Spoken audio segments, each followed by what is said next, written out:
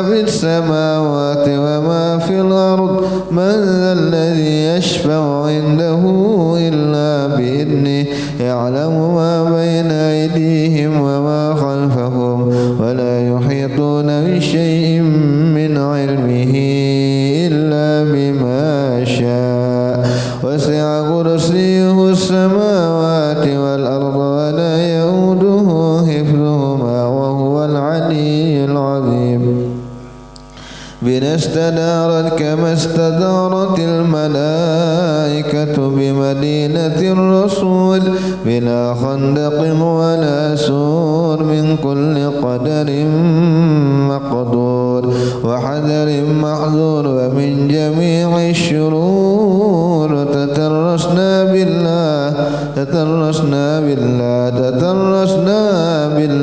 من عدونا وعدو الله من ساك عرش الله إلى قاع أرض الله بمئة ألف لا حول ولا قوة إلا بالله العلي العظيم صنعته لا تنقطع بمئة ألف لا حول ولا قوة إلا بالله العلي العظيم عزيمته لا تنشق بمئة ألف لا حول ولا قوة إلا بالله العلي العظيم اللهم إن أحد أرادني بسوء من الجن والإنس والوحوش وغيرهم من سائر المخلوقات من بشر أو شيطان أو سلطان أو وسواس فردد نظرهم في انتكاس وقلوبهم في وسواس وأيديهم في فلاس وأوبكهم من الرجل إلى الرسنا في سهل يقطع ولا في جبل يطلع بمئة ألف لا حول ولا قوة إلا بالله العلي العظيم وصلى الله على سيدنا محمد وعلى آله وصحبه وسلم سبحان ربك رب العزة عما يصفون وسلام على المرسلين والحمد لله رب العالمين في كل لحظة أبدا عدد خلقه ورضا نفسه وزنة عرشه ومداد كلماته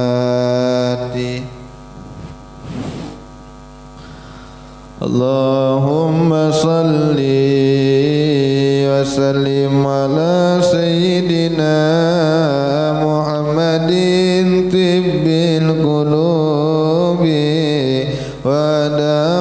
ودوائها وعافية الأبدان وشفائها ونور الأبصار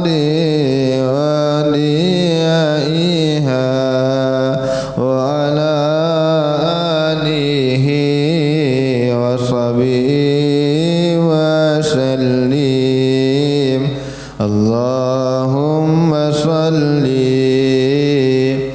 على سيدنا محمد طب القلوب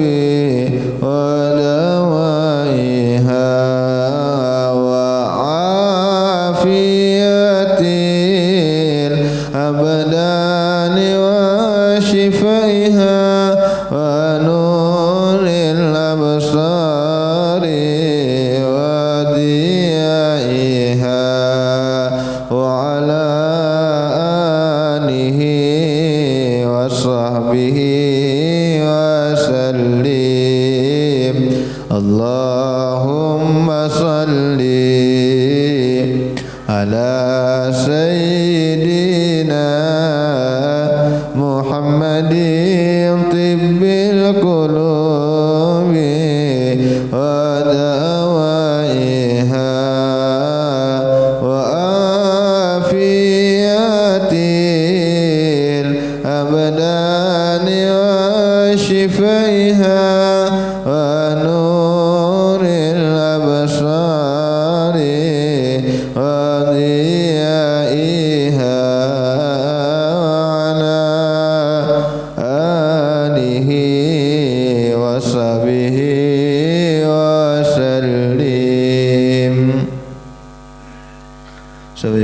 لا إله إلا هو الحي القيوم وأتوب إلى الفاتحة على سيدنا وحبيبنا رسول الله محمد بن عبد الله وعلى آله وصحبه الكرام وأزواجه وذريته وآل بيته وكل معلمين ولجميع المسلمين والمسلمات والمؤمنين والمؤمنات وخصوصا إلى مؤلف هذا الكتاب للسيد علوي بن عباس المالكي وولده السيد محمد بن علي بن عباس المالكي الحسني وآله الإمام الجليل الحبيب عبد الله بن علي بن محمد الحداد لجميع مشايخنا إنما كان وللشيخ ومربي روح الشيخ بشر بن سوري البنجري وإلى أمواتنا وأمواتكم وأموات المسلمين أن الله يغفر لهم ويرحمهم وينهض درجاتهم في الجنة وينفعنا بما صدرهم أنوارهم وعلومهم ونفعنا في الدين والدنيا والآخرة وعلى كل نية صالحة وعلى كل من بسلف الصالح بنية القبول وتمام كل سور ومأمول إلى حضرة الرسول صلى الله عليه وسلم. الفاتحة.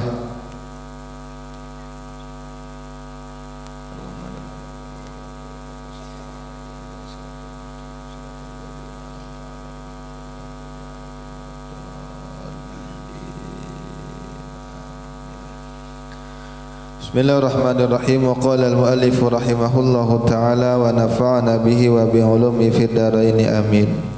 At-targhibu fil jihad wa fi talabi syahadah wa ma jaa fi fadliha. Hadis-hadis yang terkait tentang anjuran di dalam berjihad dan di dalam mencari syahid dan terkait keutamaan jihad. Qala Allah Ta'ala Inna Allah ashtara minal mu'minina anfusahum wa amwalahum bi anna lahumul jannata yuqatiluna fi sabilillahi fayaqtuluna wa yuqtalun wa'dan 'alaihi haqqan fit tawrati wal injili wal qur'an وَمَنْ أَوْفَى بِعَهْدِهِ مِنَ اللَّهِ فَاسْتَبْشِرُوا بِبَيْعِكُمُ الَّذِي بَايَعْتُمْ بِهِ وَذَلِكَ هُوَ الْفَوْزُ الْعَظِيمُ. At-Taubah ayat 111. Sesungguhnya Allah membeli, menukari dari orang-orang beriman itu jiwa mereka, harta mereka, bi anna lahumul jannah, dengan harga bagi mereka itu surga. Kenapa Allah membeli jiwa mereka, harta mereka dengan tukaran surga? Yuqatiluna fi sabilillah, mereka berperang di jalan Allah, lalu mereka membunuh dan dibunuh. Wa'dan 'alaihi haqqan, janji Allah atasnya itu pasti, terbagaimana tertera di dalam Taurat, Injil dan Quran. Wa man aufa bi'adihi minallah, barang siapa yang menepat, maka siapa yang lebih menepati janjinya ketimbang Allah? Fastabshiru bibai'ikumul ladzi bay'atum bi, maka bergembiralah kalian dengan jual beli kalian yang kalian telah melakukannya. Wa dzalikal fawzul azim, demikian itulah keberuntungan yang besar. Tapi ini jihad lah, bukan jahat. Jihad yang memang berhadapan dengan orang-orang kafir yang memang memerangi kaum muslimin, seperti contohnya orang-orang di Palestina berhadapan dengan orang-orang yang ada di Israel yang menjajah mereka, yang menempati posisi tanah-tanah mereka, merebut harta-harta mereka, jiwa-jiwa mereka, baru namanya jihad.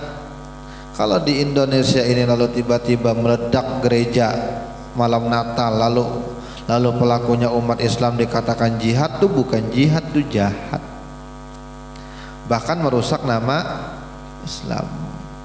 Tapi ini orang yang berhadapan dengan memang orang-orang kafir yang memerangi kaum muslimin. Allah tukari, Allah beli mereka. Artinya kalau Allah beli jadi hak milik Allah. Allah menukarinya bukan dengan duit lagi, tapi dengan surga langsung. Artinya kalau sudah dimiliki oleh Allah, terserah Allah Ta'ala, maka semuanya ia korbankan untuk Allah. Wa an Abi Hurairah radhiyallahu anna Rasulullah sallallahu alaihi wasallam qala inna fil jannah mi'ata darajah a'addaha Allahu lil mujahidina fi sabilillah. Sesungguhnya di dalam surga itu ada 100 derajat yang Allah persiapkan untuk para pejuang fisabilillah. Ma bainad darajatain kama bainas sama'i wal ard. Dan antara derajat yang dua, antara satu dengan yang satu, itu seperti luasnya antara langit dan bumi. Bagi orang yang pejuang kayak di Palestina itu, bagi mereka itu dipersiapkan 100 derajat, yang satu derajat itu luasnya seperti luas antara langit dan bumi. Hari ini kan orang belum ada sampai ke langit lagi. Ada Armstrong itu cuma kan ke bulan, bukan ke langit. Langitnya kan kada ada yang menyentuh lagi sampai sekarang, hanya terlihat aja. Sedangkan yang di bawah langit kan banyak. Ini kan langitnya.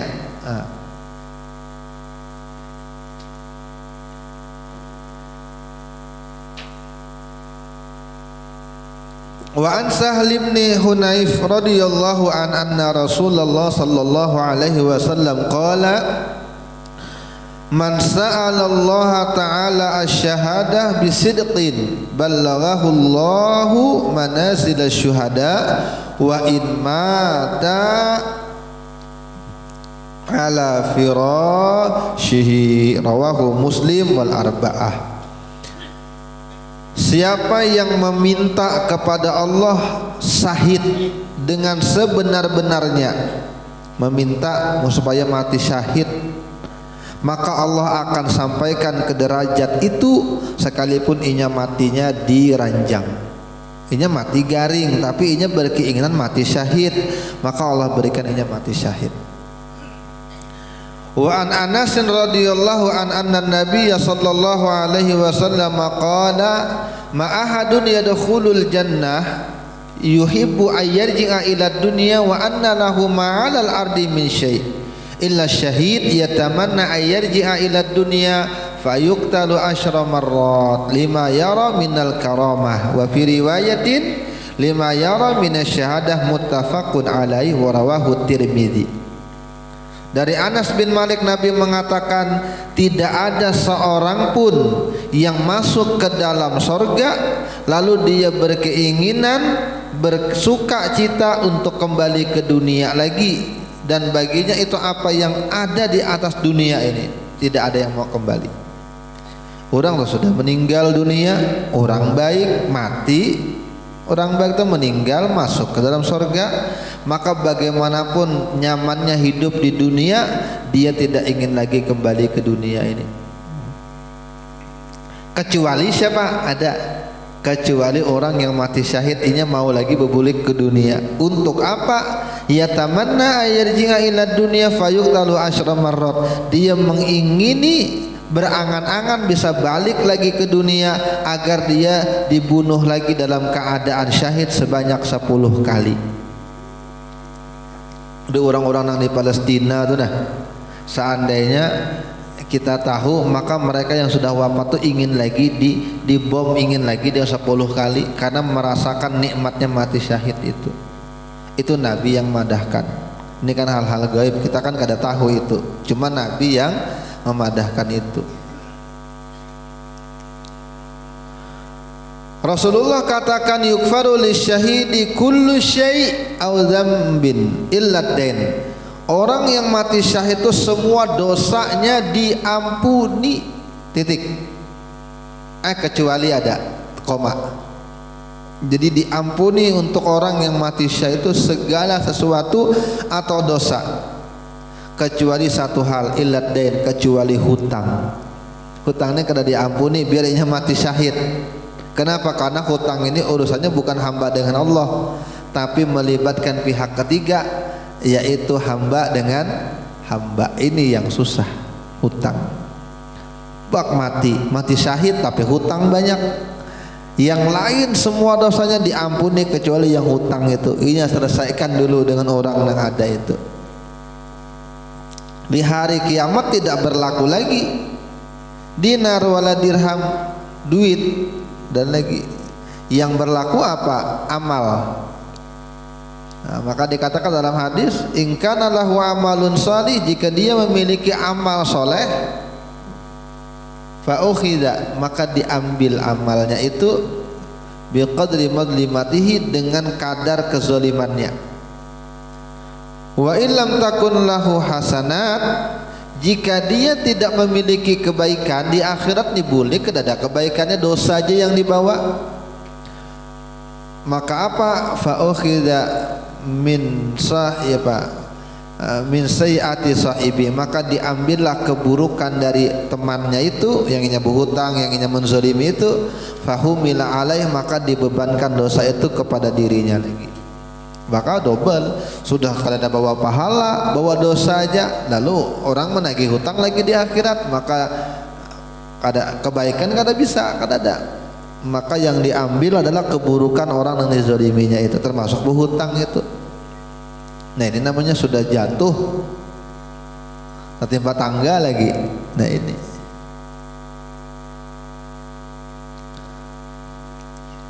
An Uqbah bin Amir radhiyallahu an qala sami'tu Rasulullah sallallahu alaihi wasallam wa huwa 'alal mimbari yaqul, aku mendengar Rasulullah berbicara di atas mimbar, wa a'iddu lahum mastata'tum min quwwatin wa min ribatil khail. Ayat Al-Qur'an Nabi baca, persiapkanlah dirimu untuk musuh, untuk mereka para musuh, mastata'tum, sebisa kalian, min quwwatin, dari kekuatan, wa min ribatil khail, dan dari kekuatan ketahanan kendaraan. Jadi Nabi katakan, mengutip ayat Al-Quran, persiapkanlah dirimu untuk menghadapi musuh mereka itu sebisa mungkin. Nah hari ini kita di Indonesia ini kada berhadapan langsung dengan musuh-musuh Islam di sana. Maka kekuatan yang paling kuat diantaranya selain kekuatan senjata adalah kekuatan ekonomi. Kekuatan, kalau memang bisa dihindari produk-produk mereka itu. Banyak kalau di Google, banyak di mana-mana tuh dikasih tahu. Nang makanan-makanan ada, nang kopi-kopian ada, itu dihindari. Kenapa? Al-Quran menyuruh untuk menyiapkan diri menghadapi mereka sebisa kalian. Apa yang kita bisa? Apa yang kita bisa? Setiap hari sampai sekarang nih dibom terus, kasihan. Karena kekuatan ekonominya kuat, kalau lemah habis.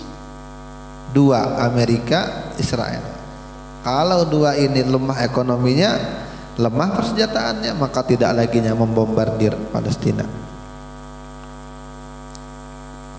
Ala innal quwwata ar-ramyu, ketahuilah kata Nabi bahwasanya kekuatan itu adalah melempar tombak. Ala innal quwwata ar-ramyu, ala innal quwwata ar-ramyu. Dulu paling hebat tuh kekuatan itu adalah untuk melempar tombak. Wah ini kan kada lagi dah. Pakai tombol-tombol aja, tet-tet.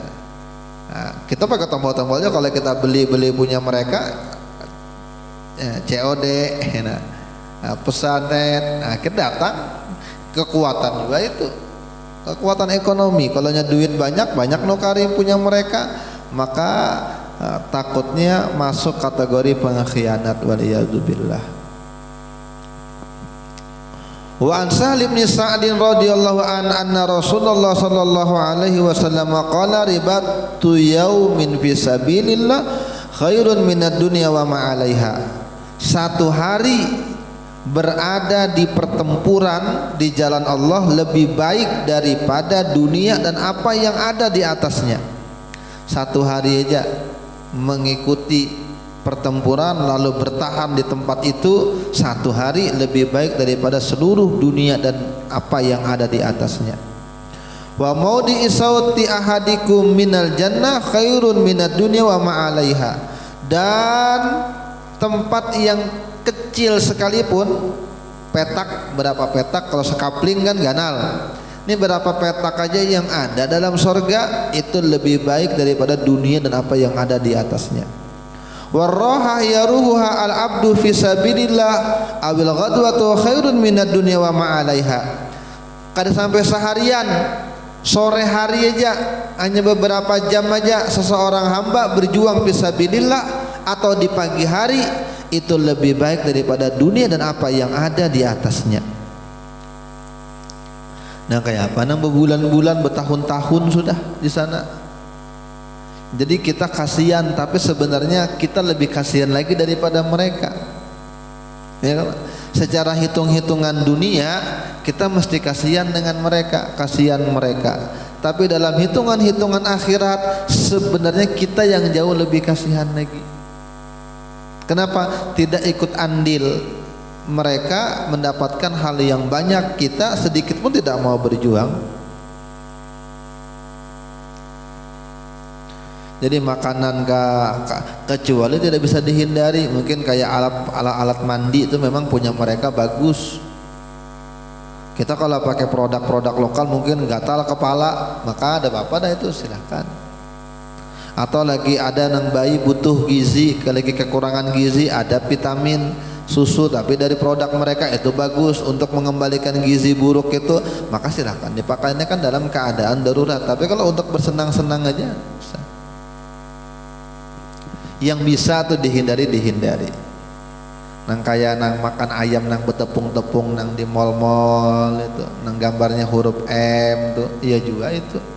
Kalau kopi-kopian ada nang rambut-rambutnya atau kayak keribo-keribo itu, nang larang-larang kopinya, itu tuh termasuk tuh.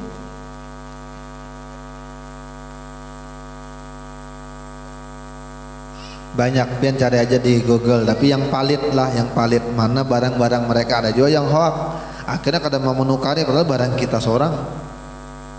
Tapi kadang mesti panang sudah dibeli dibuang. Anda berjualan, ini barang mereka jadi buang, itu mubazir namanya. Yang sudah dibeli udah hai gitu.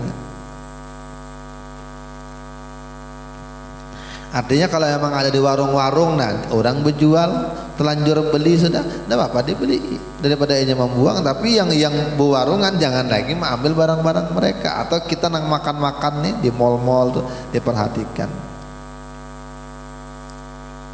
Kasihan, kita seorang yang kasihan. Wa an Ibnu Abbas radhiyallahu anhu maqala alaihi wasallam yaqul, dari Abdullah bin Abbas beliau katakan, aku pernah mendengar Rasulullah bersabda, ainani la tamassuhuman nar, ainun bakat min khasyiatillah wa ainun batat tahrusu fi sabilillah, rawahu Tirmidzi wa qala haditsun hasan gharib. Ada dua mata yang tidak akan disentuh oleh api neraka. Ainun bakat min khasyiatillah, pertama mata yang menangis karena takut kepada Allah. Ini pernah lah menangis di hadapan Allah. Yang tengah malam, yang lagi sendirian, amun kehilangan duit mungkin bisa menangis. Kehilangan harta, kehilangan motor bisa menangis. Kehilangan subuh bang bisa lah menangis. Pernah kada bersubuh lalu bersedih, pernah lah kira-kira. Ayo. Padahal dijanjikan oleh Nabi, mata nang menangis takut karena Allah itu mata nang kada disentuh api neraka. Satu hal. Yang kedua, wa ainun batat tahrusu fisabilillah, mata yang semalaman dia berjaga fisabilillah. Nah, itu sama. Wa an Zaid bin Khalid radhiyallahu anna Rasulullah sallallahu alaihi wasallam qala, man jahaza ghaziyan fi sabilillah faqad gaza. Siapa yang mempersiapkan ghazian, orang yang berperang fi sabilillah, faqad gaza, maka sungguh dia juga telah berperang. Artinya menyuplai, membantu, menyokong, mendukung orang yang berperang fisabilillah sekalipun dia tidak berperang. Kayak kita di Indonesia nih, kita kada perang menghadapi mereka, cuma mungkin kita mendoakan, kita mendukung, kita memboikot juga produk-produk mereka. Apa yang bisa kita lakukan untuk membantu mereka, kita bantu. Maka itu juga sama berjuang fisabilillah walaupun kita di Indonesia.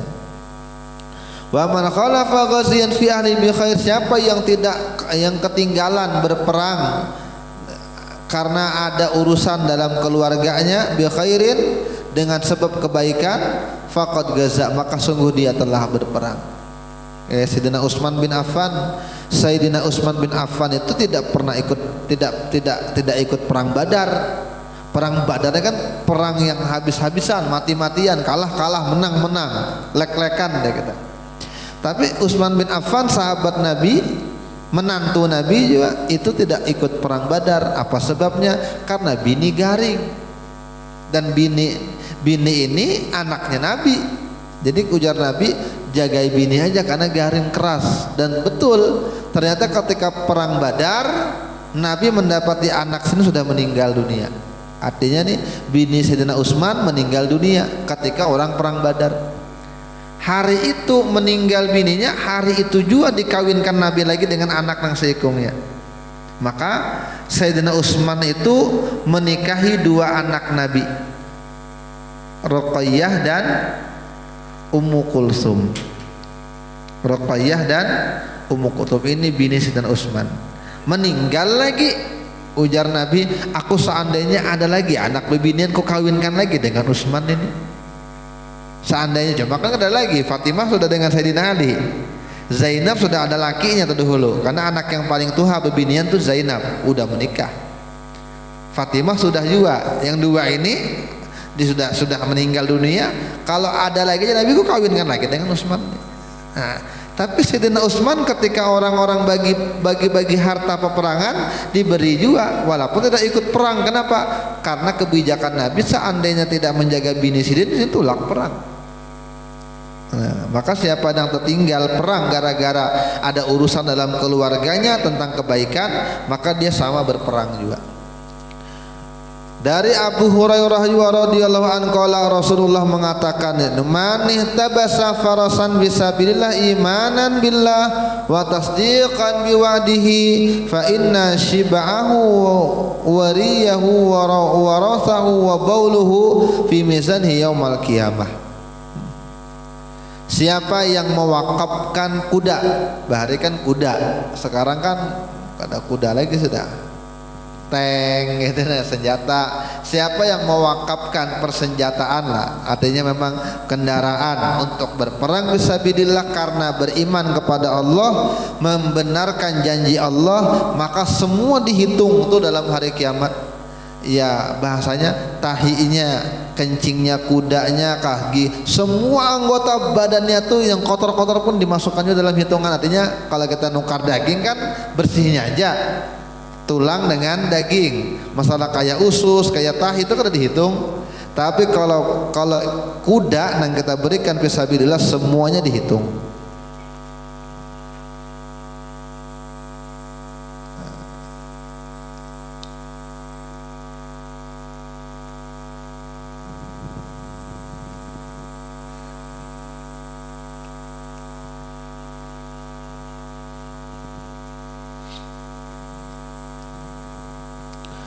Qala Allah Ta'ala, wa man yuwallihim yawma idzin duburahu illa mutaharrifan liqitalin aw mutahayyizan ila fi'atin faqad ba'a bighadabin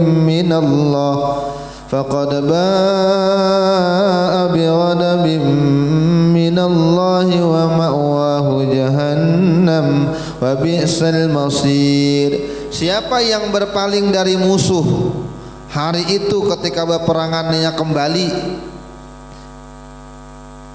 maka dia mendapat murka Allah dan jahanamlah tempatnya, tempat yang paling buruk. Kecuali inya kembali dari mutaharrifan, hanya ingin mengatur siasat kembali tapi mengatur kekuatan, atau ingin bergabung ke kelompok yang satunya lagi, maka tidak masalah. wa ma kana linabiyyin an yaghul wa man yaghlul yati bima ghalla yaumal qiyamah thumma tuwaffa kullu nafsin ma kasabat wa hum la yudlamun.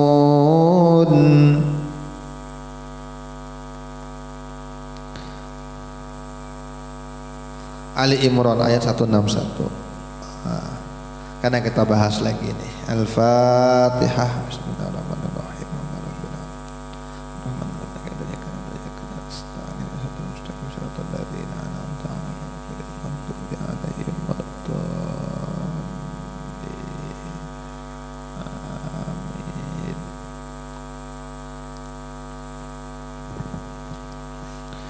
Bismillahirrahmanirrahim. Wa qala al-Imam Abdullah al-Haddad rahimahullahu ta'ala wa nafa'ana bihi wa bi'ulumihi fid dharain amin.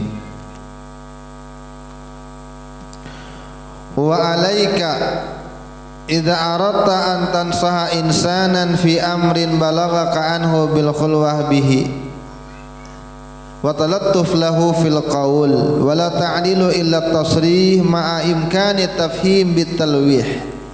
Fa in qala laka man ballaghaka anni hadha fala takhbirhu kay la tathirul adawa bainahu wa bainah thumma in qabila minka fahmadillah washkur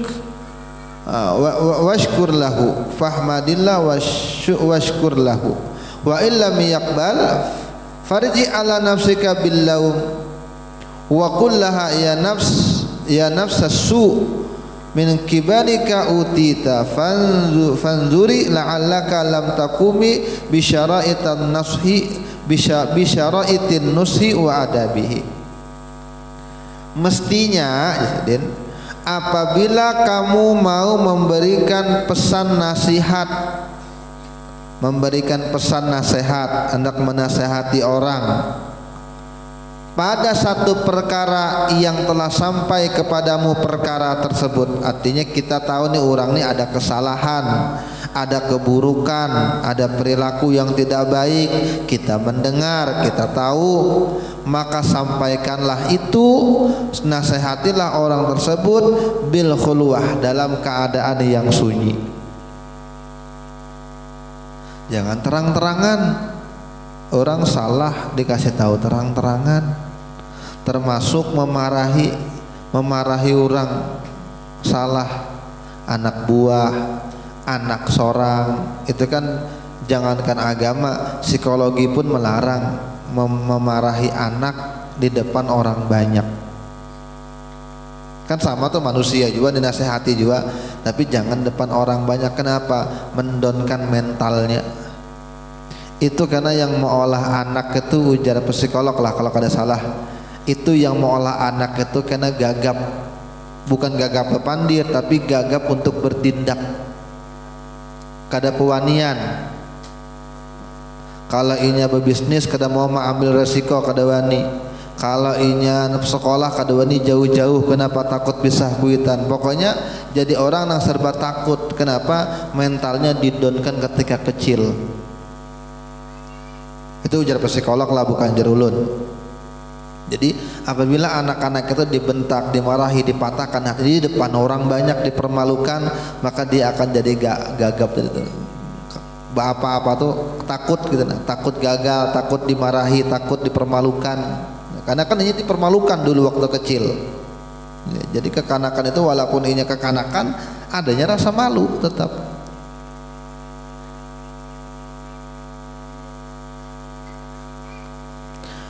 Dan lemah lembut di dalam memberikan nasihat, ya. Menasihat lemah lembut saja belum tentu diterima, apalagi berkeras-kerasan.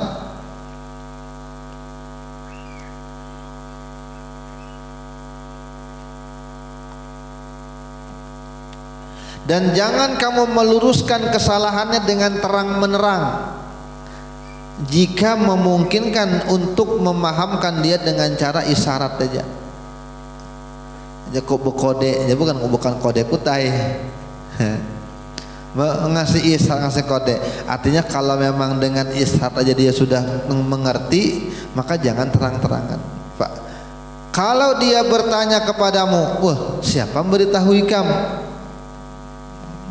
Kan kita tahu nih orang ini kada baik, akhlaknya buruk, begini. Maka dia tanya siapa yang nyampaikan itu. Maka jangan kamu kasih tahu, supaya kamu tidak menyebarkan permusuhan di antara dia dan di antara orang yang kamu dengar informasinya itu.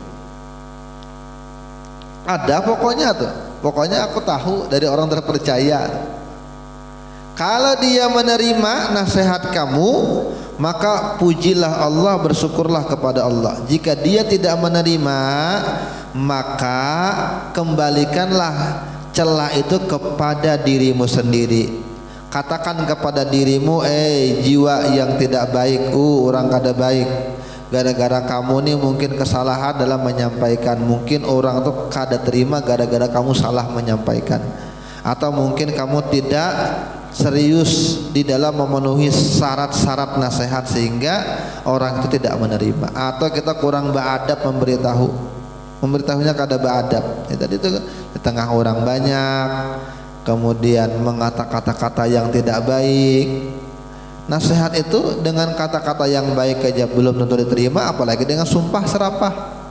Nah kalau nasihat kita nih, kita sudah juga nasihati jar dengan kata-kata, tapi kata-katanya kada baik, adabnya tidak ada, maka jangan salahkan kalau itu ditolak. Artinya ini keras kepala banget, dipadahi kada mau menurut.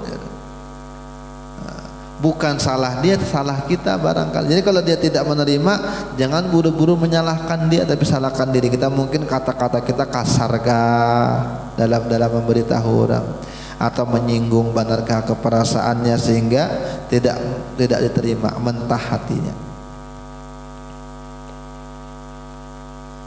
Wa idza tamanaka insanun ala syai'in fa 'alaika bihifdhihi asyad mimma tahfazuhu law kana milkan laka. Asyaddu mimma tahfazuhu law kana milkan laka.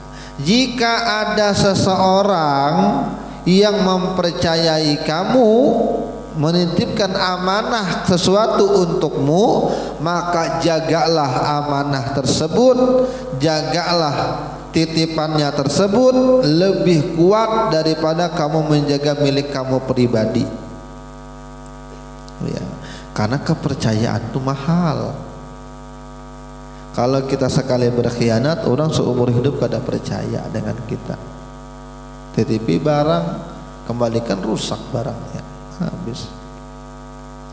Wa 'alaika bi ada'il amanah, dan hendaklah engkau itu menunaikan amanah. Wa iyyaka wal khiyanat fiha, hati-hatilah kamu berkhianat di dalam amanah tersebut. Amanah ini banyak. Harta amanah, duit bisa diamanahi, jabatan amanah. Wa qad qala Rasulullah sallallahu alaihi wasallam, la imana liman la amanah lahu. Tidak ada iman bagi orang yang tidak punya sikap amanah. Artinya orang itu kada sempurna imannya kalau hidupnya tidak amanah. Dititipi orang ini kada sampai. Nah, banyak itu kalau sedikit aja kada masalah. Ini tuh sampai miliaran. Nang baru-baru ini ulun dengar pejabat di Samarinda nih nangkap uang sudah. Disuruh menyampaikan duit. Maka duit zakat sekalinya ujarnya untuk wali kota aja. Sekalinya wali kota kada nerima. Sekali diinvestigasi kena banyak. Oh rupanya duitnya dimakannya seorang. Nah kan ratusan juta. Nah godaannya berat bang, duit kan. Nah, jabatan gitu juga jabatan.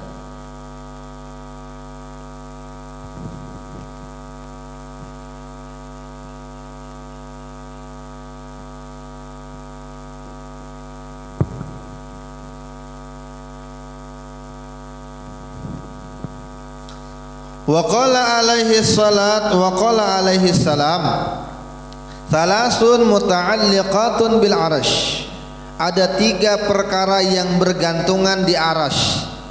Arasy ini adalah alam yang paling besar. Arasy. Dunia masih kenal arasy lagi. Matahari masih besar arasy lagi. Jadi arasy ini adalah makhluk Allah yang paling besar. Ujar ulama menjelaskan arasy ini seperti lapangan yang ada di atas dunia, karena berita-berita langit itu sebelum sampai ke bumi dia transit dulu di arasy itu. Jadi macam kayak bandara untuk menampung pesawat-pesawat. Jadi segala amal, pahala, perintah itu turun dulu, seangkut dulu di arasy baru sampai ke dunia. Jadi macam kayak mahatoh, kayak bandara, kayak lapangan itu. Tapi besar sekalinya meliputi dunia. Arasy sepaling besarnya makhluk Allah ini arasy. Kayak apakah bentuknya wallahu a'lam. Tapi bergantungan di situ ada 3 perkara. Pertama, nikmat. Apa nikmat itu? Mengatakan Allahumma ya Allah,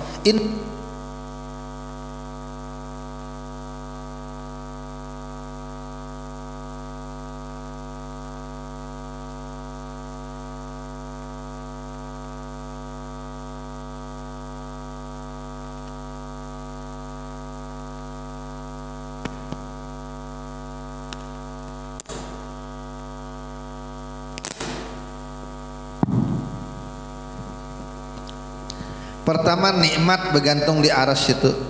Ujar nikmat mengatakan kepada Allah, ya Allah, inni bika fala akfur. Aku ini ya Allah denganmu selalu, maka lah akfur, aku tidak akan menjadi kufur. Silaturahim juga begitu, mengatakan Allahumma inni bika fala aqta. Ya Allah, aku ini bersamamu ya Allah, maka janganlah aku terputus, jangan sampai aku terpisah ya Allah. Nikmat ya Allah, aku jangan sampai terpisah dengan pian. Silaturahim mengatakan dengan Allah, ya Allah jangan sampai aku terputus. Wal amalah juga mengatakan begitu, Allahumma inni bika fala akhan. Ya Allah, aku bersamamu ya Allah, maka jangan sampai aku berkhianat. Ternyata ketika kita diberikan, kita nang memutus semua ini. Wah, bahaya. Kita nang memisah. Wa alaika bisidqil hadits wa bil wafa bima ahadta alaihi wa wa'adta bih. Hendaklah kamu itu jujur di dalam pembicaraan, menunaikan janji apa yang kamu telah berjanji. Fa inna qadal uhudu wal khalaf fil wu'udi min amaratin nifaq. Maka jika gagal perjanjian itu, batal, lalu menyelisihi dari apa yang dia dijanjikan itu dalam perjanjian, itu ciri-ciri kemunafikan. Anda diambil kena isuklah, datangnya lagi isuk, kena isuk lagi, isuk terus. Hutang gitu juga, isuk, datangnya isuk, kena, datangnya isuk lagi, isuk terus. Nah,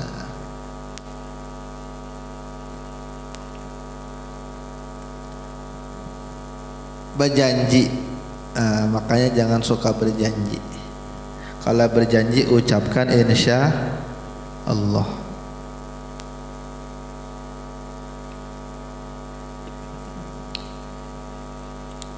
Atau kalau memang belum bisa menepati, sebelum janji itu selesai, maka minta uzur terlebih dahulu. Karena kabar dari orang yang berjanji itu lebih baik daripada tanpa kabar. Berjanji bertemuan, kita menunggu-nunggu bertemuan di situ, setengah harian rupanya kada jadi, nah, kecewa itu.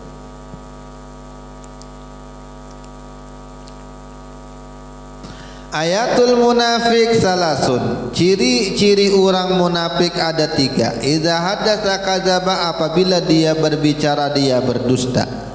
Wa idza wa'ada akhlafa, apabila dia berjanji dia mengingkari. Wa idza tumina khana, apabila dia dipercaya dia berkhianat. Ya. Wa idza ahada ghadara wa idza khasama fajara. Tambahannya dalam riwayat yang lain, apabila dia berjanji dia mengingkari, apabila dia bermusuhan fajara maka banget permusuhannya. Nah ciri munafik. Jadi 3, apabila ianya berbicara dusta, apabila berjanji kada menepati, apabila dipercaya dia berkhianat. Tapi ada tambahan lagi dalam riwayat yang lain, apabila dia bermusuh pokoknya fajara, sengit permusuhannya. Hal sepele aja sampai hari kiamat pokoknya kada betagur lagi. Nah, ini ciri orang munafik, padahal masalah sepele aja.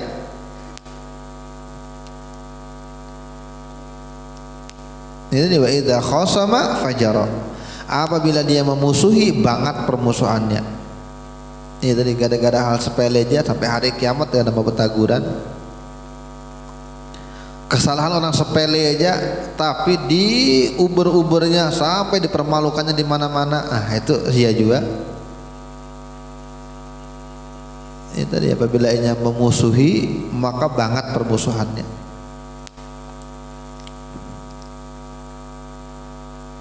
Wa alaika bil hadri minal mura'i wal jidal, hati-hatilah kamu, wajib atasmu untuk berhati-hati daripada pamer dan berdebat.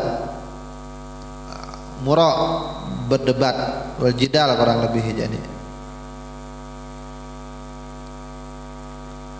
bakakarasan, bahasa banyak bakakaisan. Jadi berdebat, adu-adu argumen terus. Fa innahuma, karena bahwasanya 2 hal tersebut berdebat tadi, berkekerasan tadi, beradu mulut, yughiranis sudur. Fa innahuma yughiranis sudur, itu meolah dada tuh cemburu. Maksudnya tuh dada tuh apa? Panas, meolah dada tuh panas. Bayu hisyanil qulub, lalu mengolah hati itu liar, hendak marah, hendak balas dendam, pokoknya hati ini kada keruan rasa. Kan kada keruan rasa itu kan liar bahasanya itu tadi. Jadi perdebatan, adu mulut itu mengolah hati panas, mengolah hati liar. Wa yuwallidanil adawah wal baghdha, dan melahirkan, dua-duanya itu melahirkan permusuhan dan kemurkaan. Ini tadi ujung-ujungnya orang berkekerasan pasti pemusuhan.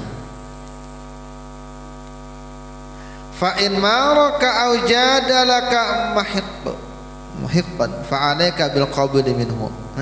Jika kamu didebati orang, dikarasi orang tuh berkaras dengan kita atau mendebati kita, cuma orang tuh betul kita ini pengarasan, orang tuh memang pengarasan, tapi pengarasan bujur. Fa'alaika bil qabuli minhu, maka wajiblah kamu menerima, sekalipun mungkin kata-katanya pedas bang, cuma orang tuh memang pandirannya pedas, tapi kebujuran inya betul, maka wajiblah kamu menerimanya. Li'annal haq ahaqqu ayyutba'a, karena bahwasanya kebenaran itu adalah hal yang paling pantas untuk diikuti sekalipun pahit tadi. Au muqtilun, atau orang yang mendebati kita tadi ba'adu mulut dengan kita, inya tuh salah, lalu berkeras. Fa alaika bil i'radi anhu, maka kada usah diherani, berpalinglah dari dia. Li'annahu jahilun, karena orang itu orang bodoh, berarti sudah salah bakaras. Jadi ini cara Imam Haddad nih memberi nasihat nih mantap. Apabila kita berkeras-kerasan dengan orang, beradu mulut orang tuh betul, maka sepahit apapun terima, karena kebenaran memang layak untuk diikuti. Kalau ternyata orang yang berkeras itu salah, maka berjauh aja, ya, percuma. Wallahu ta'ala yaqul wa a'rid 'anil jahilin, karena Allah ta'ala mengatakan dalam Al-Quran, berpalinglah kamu dari orang-orang yang bodoh. Bapak mengarasi orang yang pengarasan salah lagi, bebuang liur basi.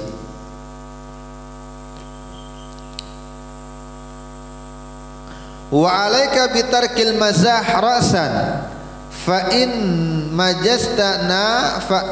majasta nadiran ala niyati tadibi qalbi muslimin fala taqul illa haqq. Nah, ini penting juga. Jangan terlalu banyak bergayaan. Jangan terlalu banyak bercanda. Jika kamu bercanda jarang-jarang dengan niat supaya hati seorang muslim itu nyaman, karena bercanda itu penting juga. Kalau serius terus lakas tuha, tekanan serius, maka bercanda itu penting, tapi jarang-jarang. Jangan canda aja, bergaya aja. Dan kalau kamu bercanda, fala taqul illa haqqan, maka janganlah kamu mengatakan kecuali hal yang benar. Karena ada mengatakan bercanda itu menyakiti hati, bercanda itu sama-sama happy. Yang bercanda, yang memulai happy, yang dicandai happy. Kalaunya bercanda itu satunya happy, satunya sakit hati, itu bukan bercanda, itu menghina namanya. Cuma diolahkan candaan. Nah itu kan beda nih. Itu pian garis bawah itu. Yang namanya orang begayaan bercanda itu dua-duanya happy. Kalau salah satunya happy, satunya tersakiti, ini namanya penghinaan yang diulah candaan.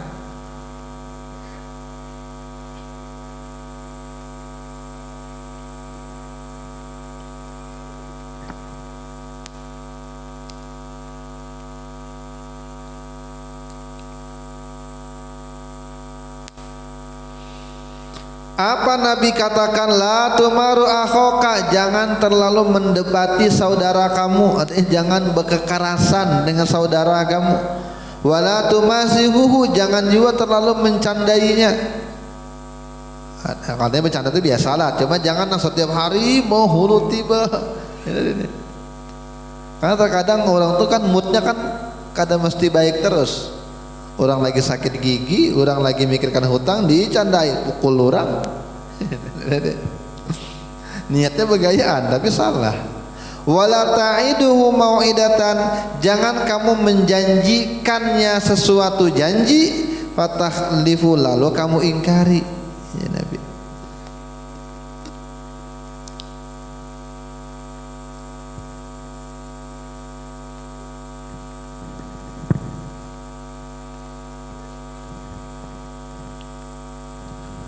Wa alaika bi ijlalil muslimina wa tawqirihim lazima ahlil fadli minhum kal ulama was sulaha was syurafa wa man lahu syaibata fil Islam. Hendaklah kamu menghormati seluruh kaum muslimin, ya Nabi. Terlebih lagi kaum muslimin yang kamu hadapi itu orang yang memiliki kelebihan, di antaranya para ulama, orang soleh, orang nang mulia, orang tuha di dalam Islam, maka dihormati. Wa iyyaka an turawwi ahada minal muslimin aw takhifi, jangan sampai kamu menghina seorang pun dari kalangan kaum muslimin atau meremehkannya. Aw tastahzi'u bihi, au tastahzi'a bihi, atau kamu mengolok-oloknya, au taskhira minhu, atau kamu menghinanya, au tanzura ilaihi bi'ainil istihqar, atau kamu memandangnya dengan mata yang meremehkan, menganggap orang itu remeh. Fa inna hadza kullahu min al-akhlaqil masy'umah, karena sesungguhnya ini seluruhnya badal, ini termasuk akhlak yang tercela, wal af'alul madmumah, tingkah laku yang buruk. Waqad qala sallallahu alaihi wasallam bihasbi mri'in minasyar ayyahkira akhahul muslim, cukuplah orang itu termasuk orang yang jahat, artinya orang itu jahat. Kayak apa penilaiannya? Maka cukup inya dapat dinilai sebagai orang jahat apabila dia meremehkan saudara yang muslim. saudaranya yang muslim, meremehkan.